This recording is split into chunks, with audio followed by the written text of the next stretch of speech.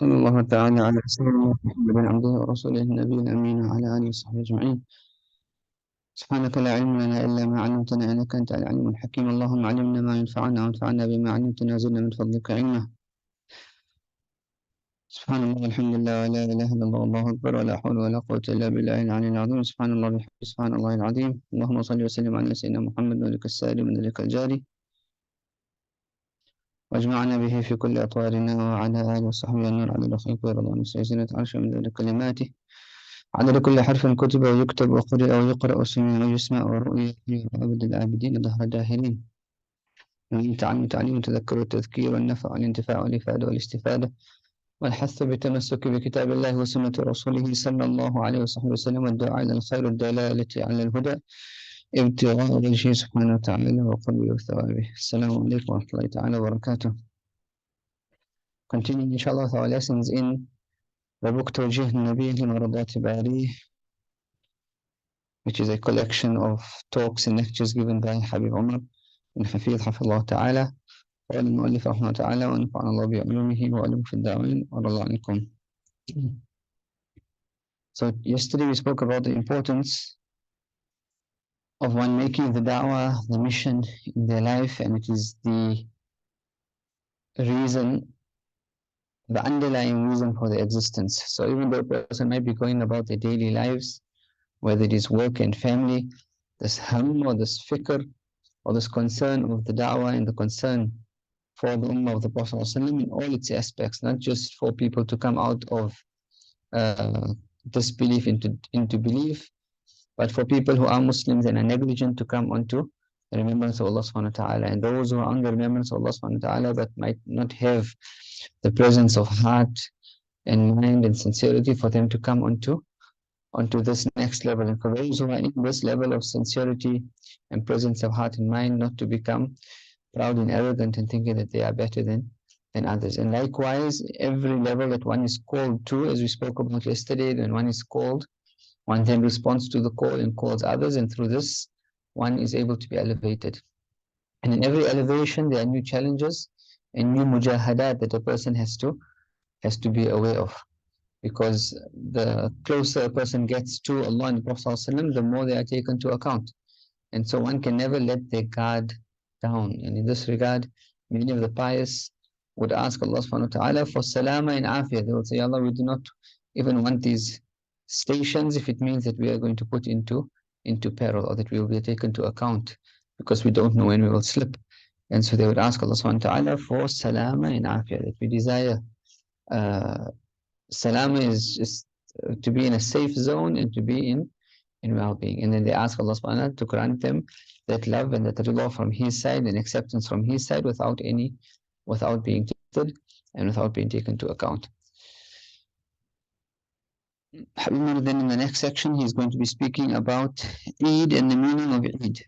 It was a gathering with some students on the day of Eid, and just to maybe put things in context, because there are students who come to Dar Mustafa from all over the world, and they end up spending sometimes many years and they're away from their families.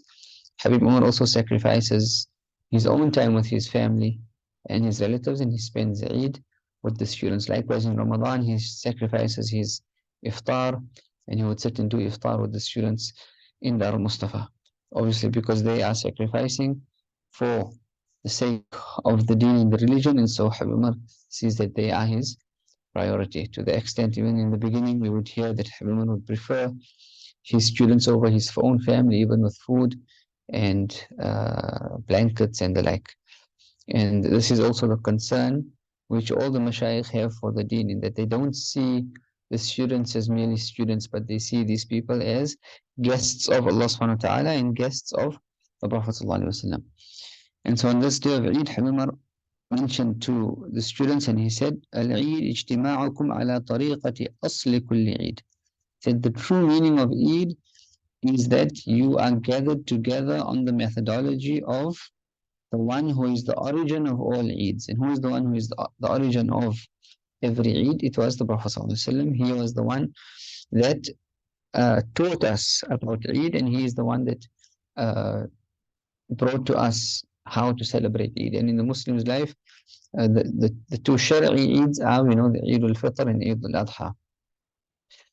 But the lovers of the Prophet ﷺ, every day for them is an Eid if they are connected to the Prophet ﷺ. And Sayyidina Ali radiallahu ta'ala anhu would say that every day that we do not disobey Allah subhanahu wa ta'ala is an Eid. And Habib is going to explain what do we mean by the meaning of Eid. So you're gathering on the methodology of the Prophet ﷺ is in fact Eid. Why? Is because he is the origin of every Eid wa khayri abid, and he is the best of all the servants of Allah subhanahu wa ta'ala. Sallallahu alayhi wa sallam, al-ijtima'u ala tariqatihi wa haddihi wa da'watihi. Gathering together for the concern of following his methodology, following his guidance, and following his call, his da'wah.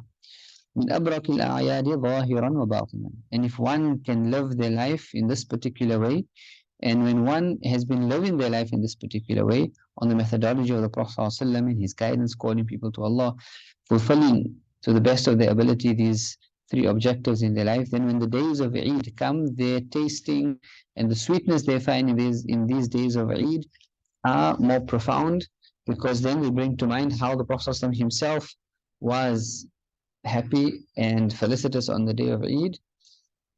Because of their connection to the Prophet ﷺ, even on these days in which the Prophet ﷺ was happy, they receive from those states of the Prophet ﷺ, and that they are able to experience also that happiness. And likewise, if it is Ramadan, if it is all the special times of the year, the people of the Prophet ﷺ and the people of Allah subhanahu wa ta'ala, they experience the same states that he used to, that obviously not to the same level, they experience the same states he used to experience, in that they are following his tariqah and they are following his sunnah. And Habib is going to explain something here. When we talk about the sunnah of the Prophet ﷺ, we are not talking only about, for example, the appearance of the Prophet ﷺ, of how he walked and talked and looked. The most important sunnah and the more important sunnah of the Prophet ﷺ was his internal states, the state of his heart, right, the purification of his heart, and obviously the concern that he had of the ummah for the guidance of the ummah. So for example, a person can be following the sunnah of the Prophet ﷺ in many things, but he does not follow the sunnah of the Prophet ﷺ in having concern for the ummah and bringing them out of darkness into light. This person is short in their following of the sunnah of the Prophet ﷺ. And many times you will find people also that they would talk of this. For example, they might hear about Imam Malik, for example, that he was a scholar, he was a businessman, and he would wear nice and fine clothes. And so you'll find a person saying, you know what, this is the sunnah of Imam Malik, to wear nice and fine clothes, and he goes out of his way to dress nicely.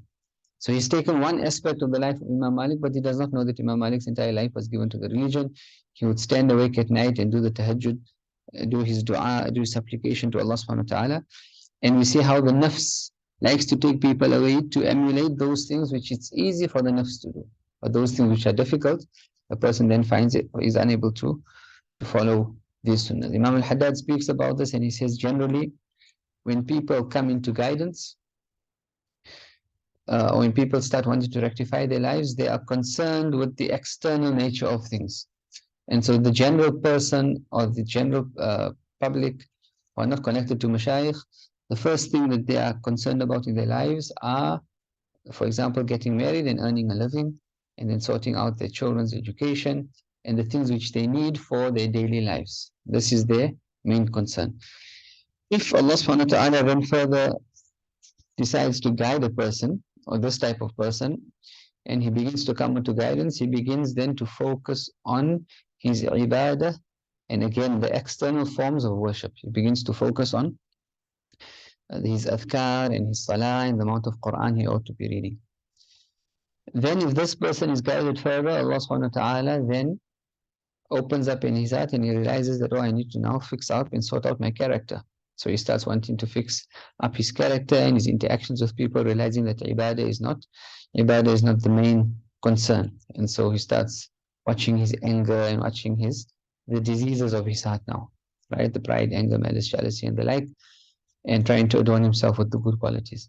And then this person, if Allah subhanahu wa ta'ala decides to further guide him, he then starts concerning himself about haqiqat al-tawheed, right? And making his actions purely and solely for the sake of Allah subhanahu wa ta'ala. Then he's not concerned about even what people think or even about himself. He's only concerned about, does this action fall into the good pleasure of Allah subhanahu wa ta'ala, and making sure it does not contain anything which taints that action from acceptance. And this is the ifrad al-qasd, or making one's sole objective only for the sake of Allah subhanahu wa ta'ala. And this is what Imam al-Haddad refers to as the people of Ahl Haqiqat al-Tawheed, the people who have reached the true realities of Tawheed.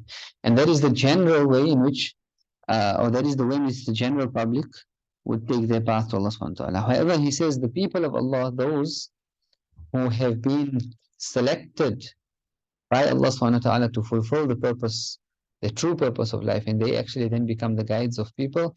He says their first and foremost concern is this Tawheed, is that they make their actions only for the sake of Allah subhanahu wa ta'ala, and that they're concerned. And this Tawheed is not just a physical aspect, it is an internal state, in that they are concerned only about Allah subhanahu wa ta'ala. And once they have mastered this, then they go on to work on their character and their interactions with people and the purification of their heart. Thereafter, they concern themselves with ibadah and ta'ah, and what the physical forms of worship. And he said thereafter they concern themselves only with marriage and earning a living. And if they find someone else to also take care of these things for them, then they don't mind, because they know these things will distract them from Allah subhanahu wa ta'ala. And so we find the difference in even how people approach Allah subhanahu wa ta'ala according to how Allah subhanahu wa ta'ala has prepared that person. So there are those whom Allah brings to himself, and there are those who travel trying to get to Allah subhanahu wa ta'ala, and because of the barakah of these guides, Allah subhanahu wa ta'ala will then accept the others. And they call them the majzoob and the salik. The majzoob is the one whom Allah subhanahu wa ta'ala brings to himself, whether they make an effort or not. Allah has chosen them from before, even in his eternal ordainment, he has chosen them for himself. And others, as the effort that they make, and according to the determination, Allah tests them until he sees that they are sincere, and then he opens the door for them. And in the Quran, Allah subhanahu wa ta'ala speaks about this. Allah yajtabi, Allah subhanahu wa ta'ala speaks about the hidayah, and he speaks about the ijtiba. There are those, yahdi man yasha, he will bring to them, or he will guide them as he wills. And the ijtiba, Allah says he chooses from his own servants those whom he has showered with his mercy.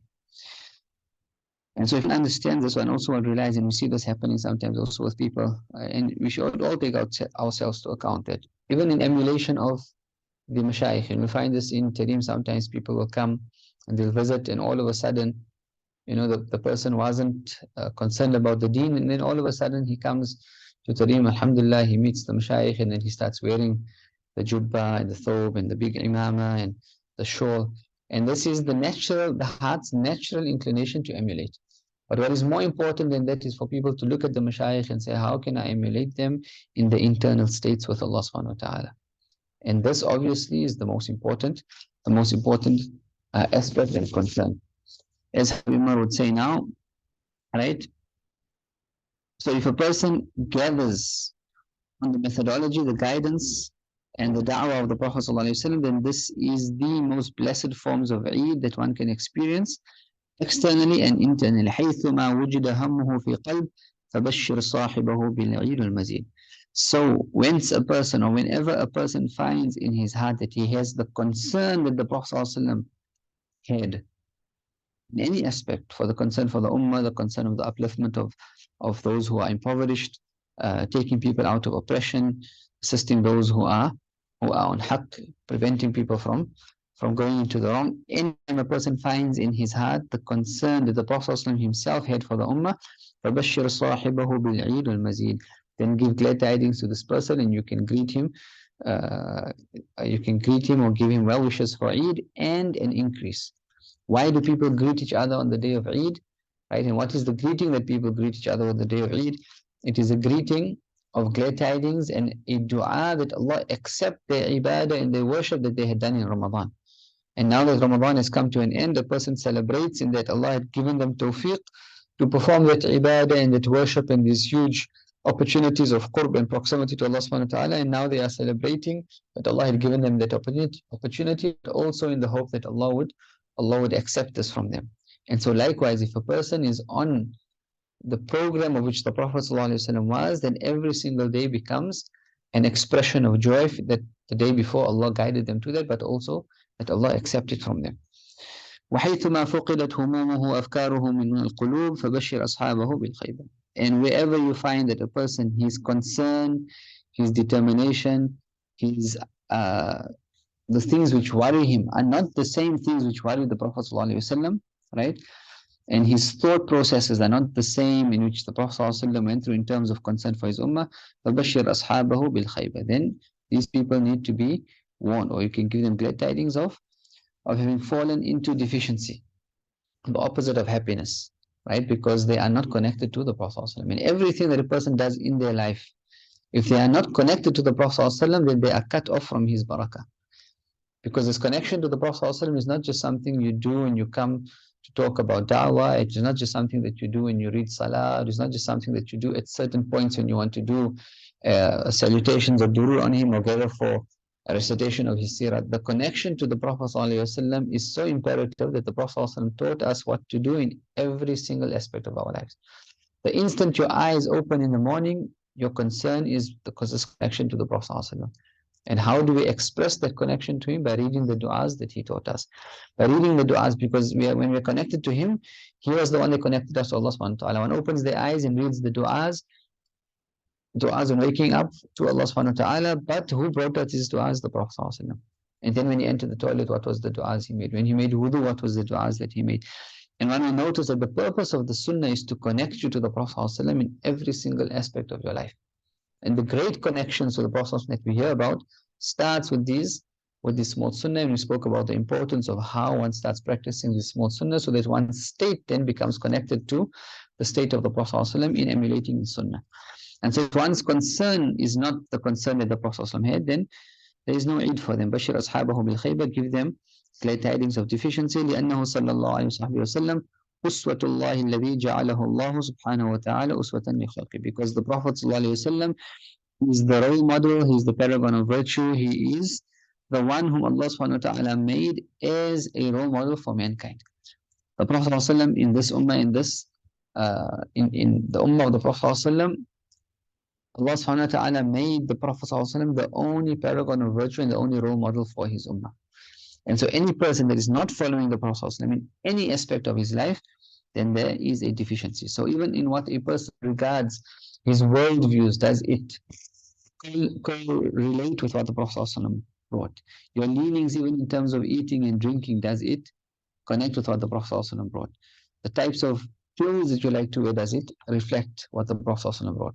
This is over and beyond now what we're saying, what the Sharia allows and what the Sharia doesn't allow.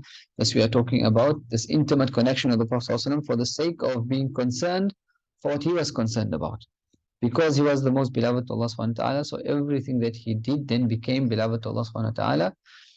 And the way a person gets closeness to Allah subhanahu wa ta'ala is just to emulate, and the different levels of emulation internally and externally.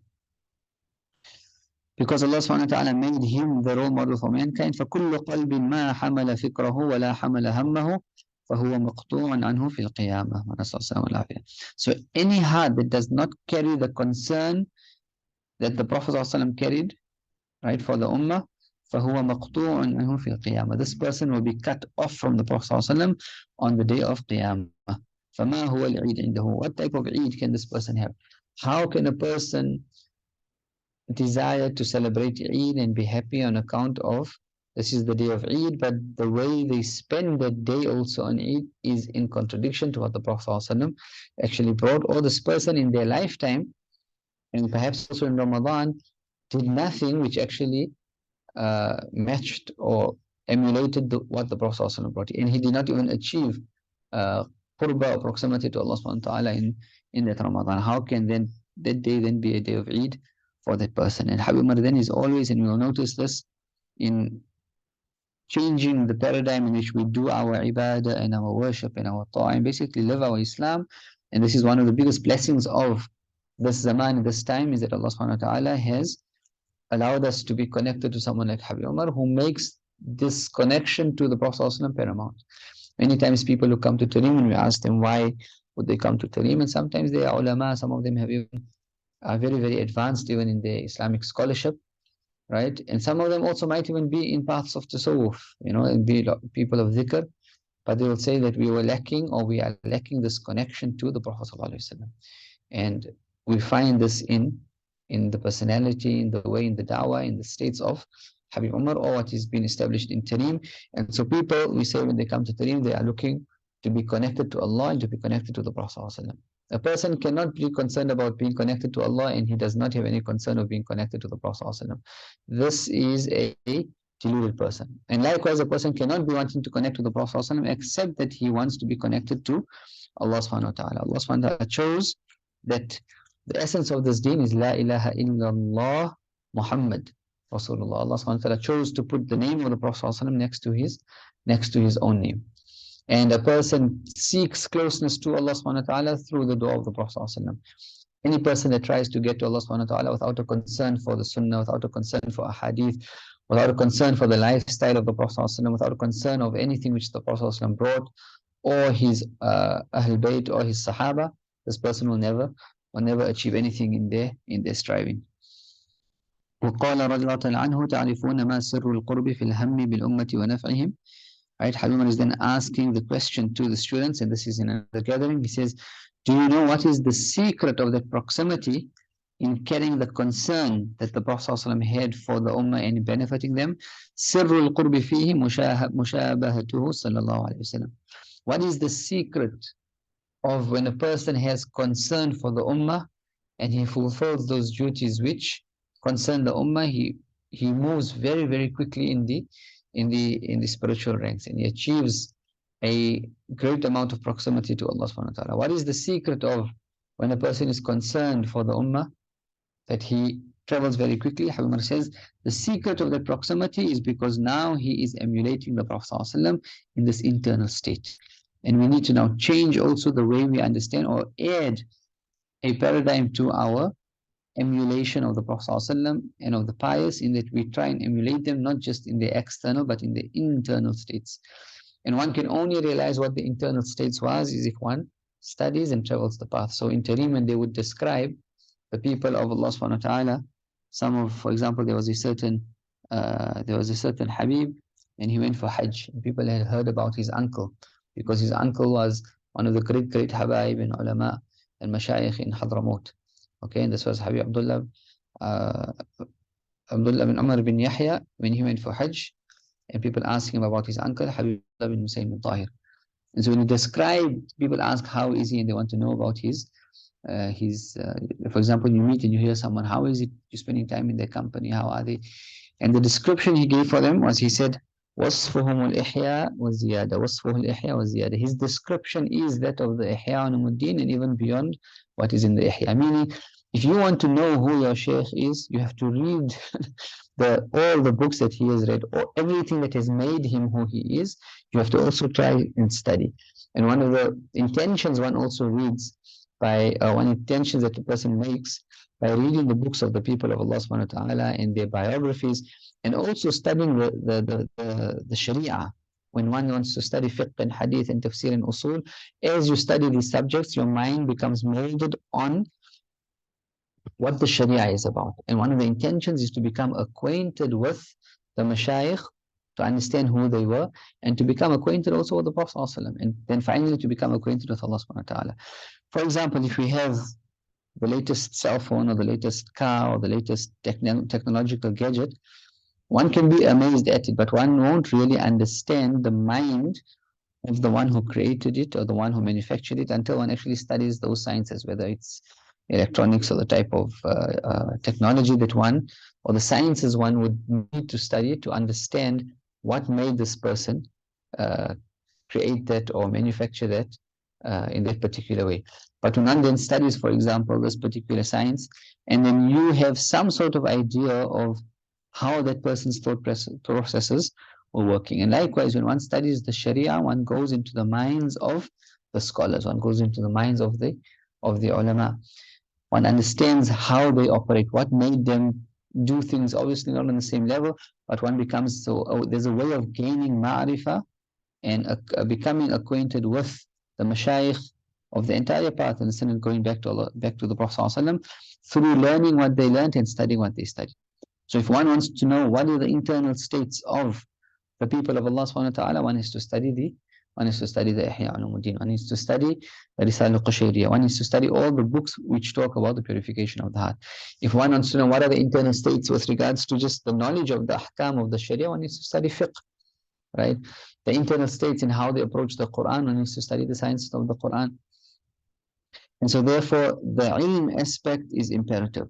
There should not be a day that goes by unless a person is improving in the ilmi aspect, because the knowledge is also a form of ma'rifah. So any person who does not have the concern of the Prophet ﷺ, is his concern, then he's cut off from him, right? And the secret of proximity to Allah subhanahu wa ta'ala and the Prophet ﷺ is one emulating the Prophet ﷺ in being concerned about the ummah. الآن هذه همومنا بل هموم أهل الوجود كلهم من الأخيار بالأمة. And Habib was saying this is our only concern, and instead this is the concern or the only concern of all the pious and the elect servants of Allah subhanahu wa ta'ala in the entire existence. You will not find a person who is regarded as a person of Allah, a wali, a true scholar, except that they have this concern for the ummah in their hearts. ما تساوي شيء من همه هو صلى الله عليه وسلم, right? And even though now Habib was saying we have this concern, and all of us put together, all the people that came from the time of the Sahaba up until the day of Qiyamah, the people of Allah subhanahu wa ta'ala and those people that have concern for the ummah, if we put all of these concerns together, it will not match the concern that the Prophet ﷺ himself had for his ummah, because his concern for the ummah was indeed great, and Allah subhanahu wa ta'ala described it in the Quran, Harisun alaykum bil mu'minina Raufur Rahim. He is indeed anxious over you. The Prophet ﷺ is more concerned about you than you are concerned about yourself. He's more concerned whether our actions are presented to him. In the hadith, he mentions about the actions being presented to him on different occasions. We even know that our actions are presented, as described by the Prophet ﷺ, to a person's deceased parents. A person's deceased parents and relatives, they receive information about this person and their deeds.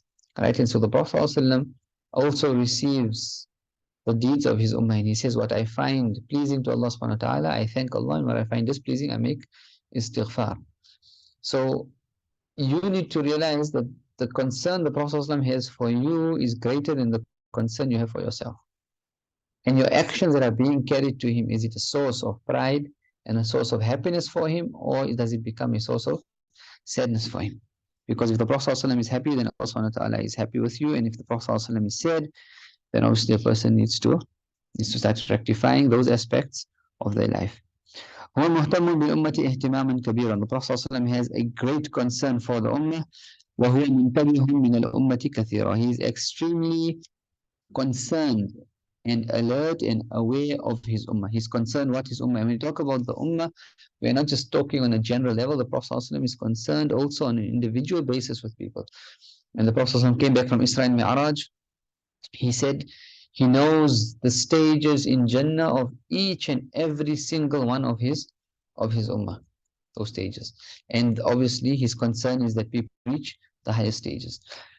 When he spoke about also this knowledge that Allah subhanahu wa ta'ala revealed to him and allowed him to have access to, even when he described the events in the end of times, when the great fitnas would take place in the battles, and those people that would go with Isa alayhi salam to the mountains, right? And then they would come down after the time of Ya'juj, Ma'juj and the great test. And the Prophet ﷺ described this, and he said, and this is in Sahih Muslim, and he says, they would come down from the mountains, and Isa alayhi salam would be with this group of select Muslims with him, and he will be giving them glad tidings of their stages in Jannah because of the patience that they had with this great trial. And then the Prophet ﷺ said that I know names, and I know their names of their forefathers. Right? And the indication here is the Prophet ﷺ has this concern of his ummah on an individual basis, person by person. And any person that does not bring this and does not have this understanding, then the relationship with the Prophet ﷺ is going to be very general. If you think the knowledge that the Prophet ﷺ has of the ummah is general, you are not going to be concerned about your own deeds being presented to him. And he taught us to have this understanding, because the hadith also says that when you give salutations to the Prophet ﷺ, the salutations are brought to him with your name. So your connection to the Prophet ﷺ is an individual connection. When you think of the connection of the Prophet ﷺ, don't think of my family also, or my society, think me, myself. What is my condition? And this, if we are fearful of this great presentation, or this great standing in front of Allah subhanahu wa ta'ala on the day of Qiyamah, the day of Ard, when you will be called to answer for your deeds, right? And everyone has a big concern about it. Every single day, right? Your actions are being presented. Allah subhanahu wa ta'ala says in the Quran, وَسَيَرَ اللَّهُ عَمَلَكُمْ وَرَسُولُهُ وَالْمُؤْمِنُونَ. And Allah and the Prophet ﷺ and the believers will see your actions. And we mentioned these ahadith. They are presented to the Prophet ﷺ, they are presented to your relatives and your deceased relatives and parents. And also the parents, when they see all the deceased relatives, when they see the actions of their children, and if they are happy, then they thank Allah subhanahu wa ta'ala. And if they see that these actions that their children are performing, then they make dua to Allah. Allah, do not allow them to die until you have forgiven them, or until they have rectified their ways. And so there is this very, very strong connection between this dunya and the barzakh. The barzakh is not some far away place in which, there is, if you look at the internet, for example, the internet exists within our realm, but it's inaccessible. If someone tells you, have you entered the internet? You'll say, obviously, no one can enter the internet. But it exists and it's there. It's a realm in it on its own, but it exists in this world. Now, the barzakh also, it's a realm, but there's an interaction between the two. And the interaction, the Prophet taught us about how the deeds are presented to those in the barzakh. And then their connection with the people in the dunya is to make dua for them to Allah subhanahu wa ta'ala. And sometimes also, as is mentioned by Imam Suyuti, that they are also to come in the dreams of people, if Allah gives them the permission to do so, to give people information or to guide them. And we know that the Prophet also can be seen in visions. هو مهتم بالأمة اهتماما كبيرا وهو منتبه من الأمة كثيرا نحن وإياكم ساعة نقوم وساعة ننام. Even though we claim, Habib is saying, even though we claim to have this concern for the ummah, he says, one particular time we might be fulfilling our duties, and at another 1 hour we are doing the work, and 1 hour we are negligent. He says 1 hour we stand and 1 hour we are sleeping, meaning our concern that we have for the ummah, even though we claim to have this concern, it's on and off. ساعة نذكر وساعة ننسى. He says we fall into remembrance 1 hour, and the next hour we fall into negligence. لكن هو صلى الله عليه وسلم الأمة في بركته وفي رحمة الله به. However, the Prophet ﷺ, the entire ummah and everything that they do and all the concerns that they have themselves for the da'wah is only because of his barakah. And the Prophet ﷺ never rests when it comes to the concern that he has for his ummah. وفي رحمة الله به. The entire ummah is in the barakah of the Prophet ﷺ and the mercy that Allah SWT had for the Prophet ﷺ. فإذا أنتم شابهتموه فهذا بعينه سر القرب. And so if you emulate him, then this is the secret of proximity. يحصل لكم القرب لما تشابهونه بحمل هذا الهم. And you will attain this proximity to Allah subhanahu wa ta'ala and the Prophet ﷺ when you emulate the Prophet ﷺ in carrying and internalizing that concern that he had. Right? Any person that is on the spiritual path, their closeness to Allah subhanahu wa ta'ala can be gauged by the emulation of the Prophet ﷺ. And we spoke about this many times as well. No even supernatural feats or miracles which a person performs is a proof of his proximity to Allah subhanahu wa ta'ala, because they are non-Muslims and they are people that are most distant from Allah subhanahu wa ta'ala, that Allah gives them the ability to also perform supernatural feats. So you see someone walking on water or flying in the air, doesn't mean this person is close to Allah subhanahu wa ta'ala. The only gauge that we gauge is how does he follow the Sharia, how does he follow the beloved of Allah subhanahu wa ta'ala. And so if you see someone being concerned with following and emulating the Prophet ﷺ, then know that this is someone who is proximate to Allah subhanahu wa ta'ala. And Habib is adding this dimension of emulating him not just in his actions and words, but emulating him in the concern that he had for the ummah and his internal states. And so if we have to talk about sincerity, ikhlas, and truthfulness, and thankfulness to Allah subhanahu wa ta'ala, and patience, and the fear of Allah subhanahu wa ta'ala, and also the hope, what were these states like in the heart of the Prophet? No one can even fathom these states. And the reason why we would study these things that I mentioned in the Ihya is to somehow try and attain. And so when we want to attain these spiritual states and we want to gain this proximity to Allah subhanahu wa ta'ala, take the path of tasawwuf, learning how to get rid of the evil qualities and adopting the good qualities, one of the main reasons is emulation of the Prophet ﷺ, because his heart was the purest heart. So in wanting to get rid of our spiritual diseases, we want our hearts to emulate the heart of the Prophet ﷺ. In gaining and adorning ourselves with the praiseworthy qualities, the intention is to emulate the Prophet ﷺ because his heart was the purest heart. And the proximity that we desire to Allah subhanahu wa ta'ala is only in reflecting the heart of the Prophet ﷺ, which then Allah subhanahu wa ta'ala will accept a person into the best of one's ability. And Imam Ghazali actually mentions that no matter how hard one tries to purify their heart, one will never be able to do so. But the striving has to occur until a person reaches a point where they realize that, Ya Allah, this is not in my hands, and they throw themselves at the door of Allah, asking Allah Himself to remove this evil from this person's heart and the spiritual diseases, and for Allah to adorn this heart with the great qualities. And when a person reaches this state, that is when they then become accepted, or they would say that is when their spiritual path then actually starts, or their spiritual connection to the Prophet ﷺ only starts. Is because as long as a person thinks that you are doing something, or I am able to purify my heart, or I am able to get rid of spiritual diseases, then you are still only concerned about yourself, and there's still pride and conceit in the heart. One has to realize that it's only through the mercy, the fadl and the grace of Allah subhanahu wa ta'ala. And so Habib is saying that the secret of closeness to Allah subhanahu wa ta'ala is emulating the Prophet sallallahu alaihi wasallam. And if you are able to do this, right, by carrying the concern that he had, this is the quickest way you can reach him and reach Allah subhanahu wa ta'ala. خاصة هذا الوصف. And so in emulating the Prophet sallallahu alaihi wasallam, Habib is saying this description or this quality especially, وصف قوي فيه. This quality of being concerned for the ummah is an extremely strong quality in the Prophet ﷺ. This is something that he does not take lightly. The concern that the Prophet ﷺ has for the ummah is an extremely great quality. And in emulating him in this way, you traverse the path to Allah subhanahu wa ta'ala extremely quickly. وَلِهَذَا الَّذِي يُشَابِهُ يَكُونُ قَوِيًّا فِي الصِّلَةِ بِهِ. And so likewise, the one who emulates the Prophet ﷺ in this particular quality, right, he يكون قويا في الصلة به. He will be extremely powerful and strong in his connection with the Prophet sallallahu alaihi wasallam. And so this is the takeaway from this particular paragraph or this particular lesson, in that we need to emulate the Prophet sallallahu alaihi wasallam in the concern that he had for the ummah. And then obviously what is a branch of that, if one is then concerned about it, one then needs to also study the techniques of da'wah, the fiqh of da'wah. So we talk of fiqh, or understanding of the religion, which is ahkam and deen, and then there's the fiqh al-batin, the fiqh of one's internal states and how to purify one's heart and get rid of the evil qualities and adorn the praiseworthy qualities and learn sincerity and truthfulness and the like.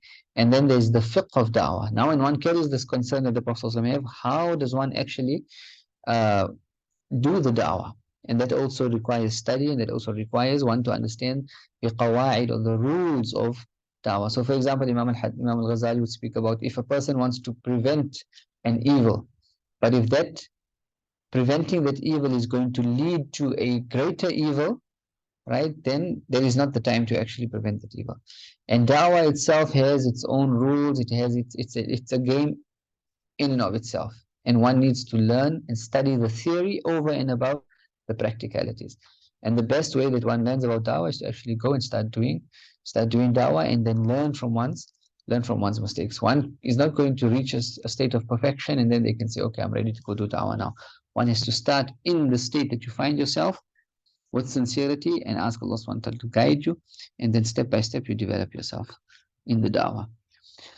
The next paragraph, Habib is speaking about the fruits of what this concern for the ummah will have for a person. وقال رضي الله تعالى عنه همه وفكره صلى الله عليه وسلم ينقذ الناس من النار إلى الجنة.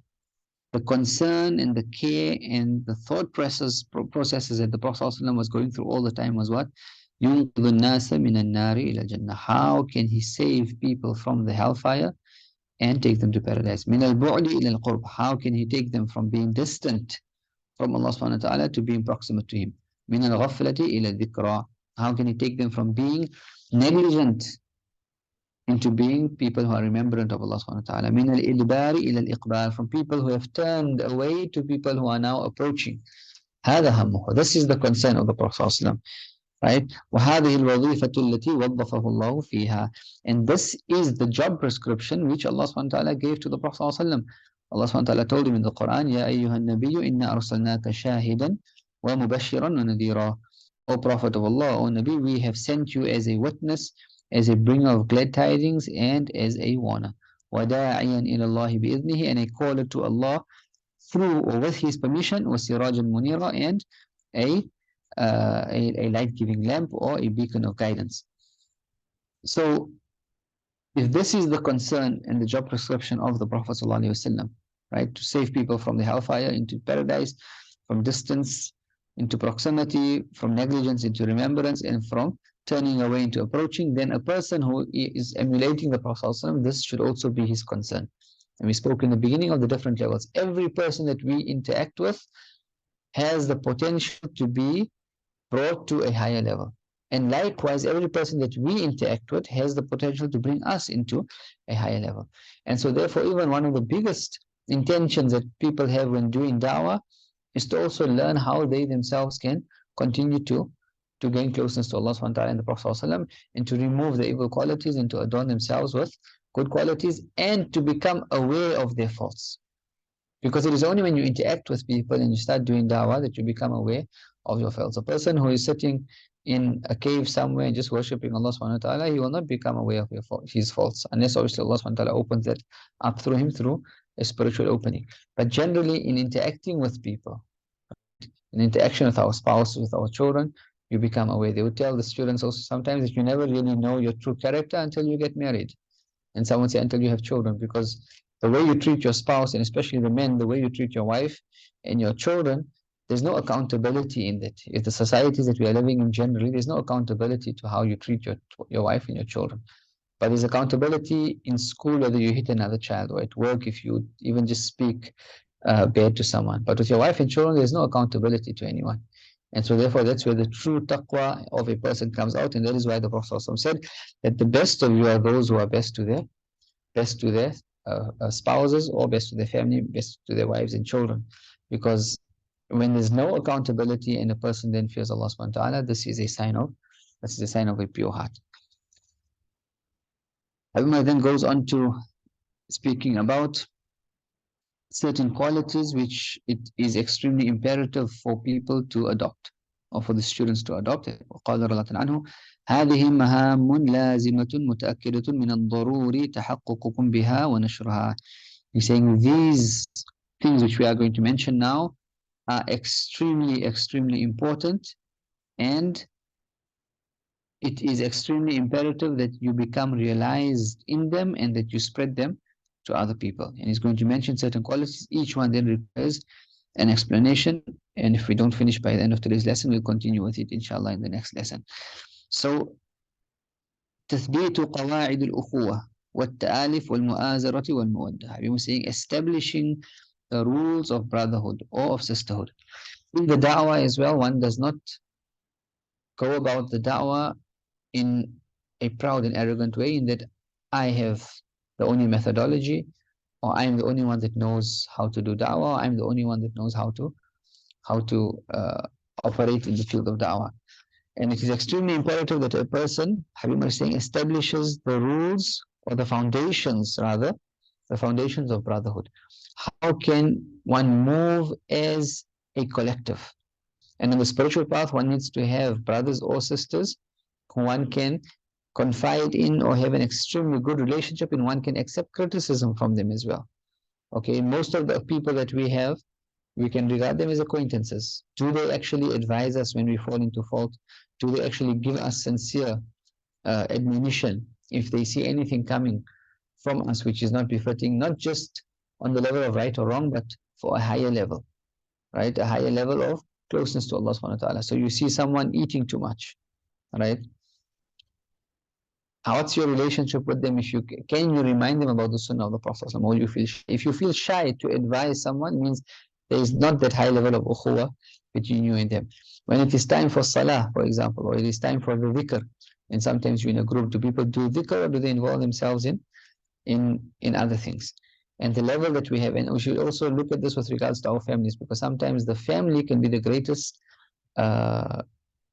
arena of negligence, because everyone is very comfortable in each other's company. So when it comes to the time for salah, or the time for adhkar, or the time for the lesson, whatever, people can become lazy. And so this advice and this brotherhood or sisterhood needs to be there. What ta'aluf? Ta'aluf, bringing people together, uniting people's hearts. Right? This is one of the greatest cares and concerns of the people of Allah subhanahu wa ta'ala, and those who are concerned about the da'wah, is how do we unite people's hearts? Right? And people that claim to be wanting to do the da'wah, claim to be doing the da'wah and the deen, but in their ways and mannerisms and speech, they are disuniting the ummah, then the Prophet ﷺ has nothing to do with them, and they are cut off from the Prophet ﷺ. How can one be claiming to do the work of the Prophet ﷺ, but they don't have that hum and that concern of the Prophet ﷺ to unite people's hearts?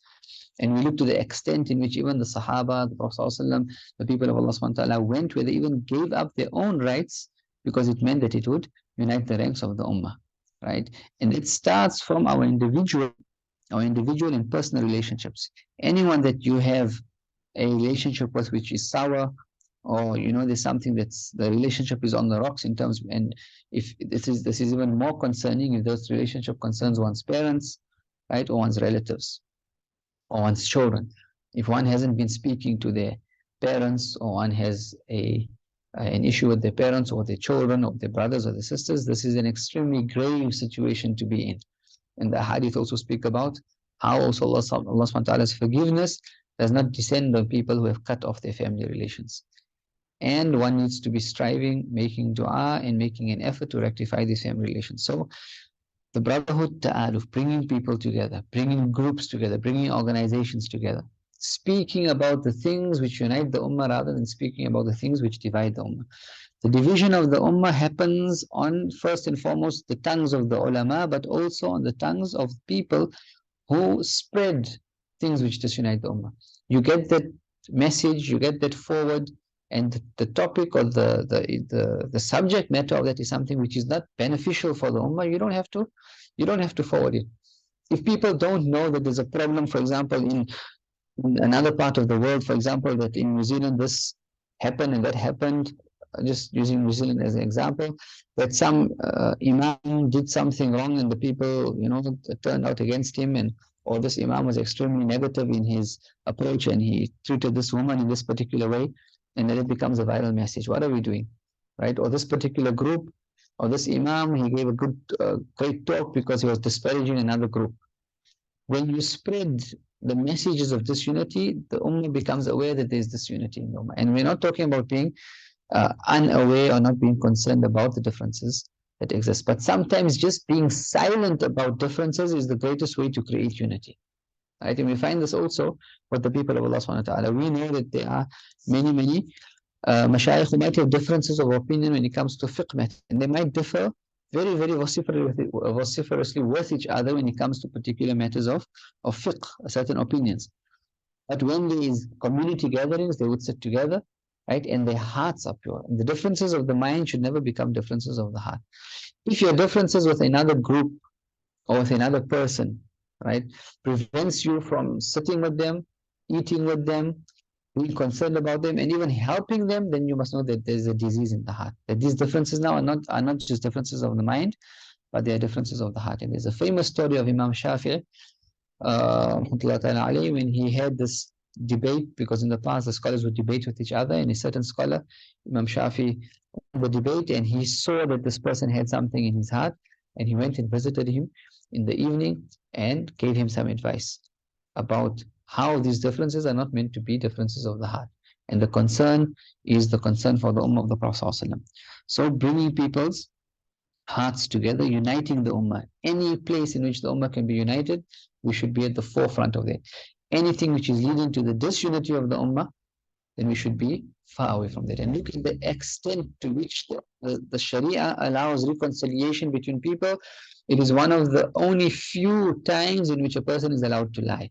If you know someone is fighting with someone else, and this person comes and complains to you, you are allowed to, even though that other person came and swore the other person, and you're not supposed to even listen to them or entertain them, because that's also backbiting. But you can tell this person, oh, but you know, so and so, he mentioned that you're such a good person and he respects you and this and that. What does that do to their mindset? It makes them think, oh, Ajib, this person is speaking good about me behind my back. Even though you are lying, this is it's a form of reconciliation. The Sharia allows it. And if husband and wife also are fighting and they come, for example, to the counselor, he's allowed, if he sees that there is khair, to speak good things about the other person in front of the other spouse, even though it might not be there, if it means it's going to bring reconciliation.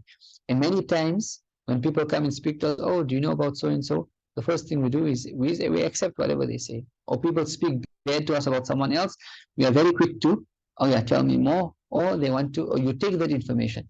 What we need to do is say, no, but you know, this person actually respects you and he actually has great concern about you. Or you speak good about people in the absence. When shaitan brings people to you and they speak evil about others, the way to combat it is to start speaking good about that person to the one who's speaking evil to you about the other. And this is one of the ways in which one unites people's ranks. And obviously it is difficult. It is difficult on the nafs if a person is not concerned about the relationship with Allah subhanahu wa ta'ala. The next quality is al-mu'azaratu wal-muwadda. Al-mu'azaratu is assisting people, being there for people, helping them out. Those who have needs, you fulfill their needs. Upliftment of communities, upliftment of people, bringing people all on the same level, whether it is academically, intellectually, emotionally, spiritually, physically. This should also be a concern of a da'i. Wal mawadda, and love, that concern. And when we say that the ummah is one, do we feel that love in our hearts for the ummah, for your next Muslim brother or sister, this genuine love which the Prophet ﷺ had, right? The love that desires, or that makes you desire for them, not just what you desire for yourself, but desire for them more than you desire for yourself. If a person doesn't have that, then obviously that heart is not being purified. وَشَدِّ الْعَضُدِ. Shadd al-adud means supporting people. Habib Umar says that we might see in a certain person, right, 99 bad qualities. A person might have 99 bad qualities and we see one good quality. He says we focus on the one good quality and we support them in that. Whereas today we find a person having 99 good qualities and they have one evil quality and we cancel them and we cut them off. Ashaddul adud, where we see we can support people, we support them.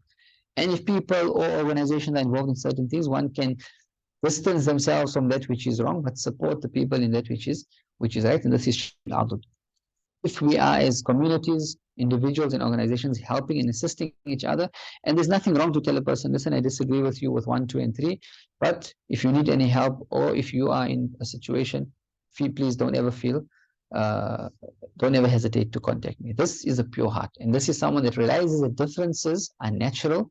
Allah subhanahu wa ta'ala has not created people with the same aptitudes and levels of understanding, right? And so differences are natural. When people talk about the unification of the ummah, right, and in their mind they want to bring the entire ummah onto their particular way of understanding, this is impossible. Differences in the ummah have existed and have always existed. But the key and the solution is, how do we deal with these differences with the characteristics or the character of the Prophet ﷺ. You can disagree with someone in every aspect of your life, but if your heart has been purified and you are emulating the Prophet ﷺ in your character, then those differences will be dealt with amicably, right? They will be dealt with in a way in which does not leave a bad taste in people's mouths. And so everything then comes back to purification of the heart. واحترام وإكرام الغير, respecting people and honoring people, right? Respecting people if they are elder than you, if they are more knowledgeable than you, respecting them just because they are human beings and that they contain the secret of Allah subhanahu wa ta'ala. The people of Allah would say that you need to respect every human being no matter who they are, because they contain, Allah subhanahu wa ta'ala says in the Quran, وَنَفَخَ فِيهِ مِن رُوحِهِ, Allah blew from His soul into the human beings. Every person that has a soul, they say respect the soul that that person has, because that soul is from Allah subhanahu wa ta'ala. No matter that person might be the biggest sinner or your greatest enemy, but there is a level of ihtiram and respect that you need to have for them, because they have the soul in them, right? And as long as they are alive, there is a potential that they can rectify themselves and they can come back to the path and even attain higher stations. When the Prophet ﷺ stood up for the janazah of that Jewish person, and the Sahaba told him, but he's a Jew, the Prophet ﷺ, what was his reply? Did he not have a soul? right? واحترام وإكرام الغير ونكران الذات, and respecting people, honoring people, right? Being generous to people. ونكران الذات, نكران الذات means negating oneself, negating the ego. And we'll stop there and we'll continue with some of these other aspects which Habib Umar mentions tomorrow. وعسى الله سبحانه وتعالى تكون التوفيق. سبحانك اللهم وبحمدك نشهد ان لا اله الا انت نستغفرك ونتوب اليك. اعوذ بالله من الشيطان الرجيم. بسم الله الرحمن الرحيم. والعصر ان الانسان لفي خسر الا الذين امنوا وعملوا الصالحات وتواصوا بالحق وتواصوا بالصبر. بسم الله الرحمن الرحيم. والعصر ان الانسان لفي خسر الا الذين امنوا وعملوا الصالحات وتواصوا بالحق وتواصوا بالصبر. بسم الله الرحمن الرحيم. والعصر ان الانسان لفي خسر الا الذين امنوا وعملوا الصالحات وتواصوا بالحق وتواصوا بالصبر. فدرس الاسلام الى حضره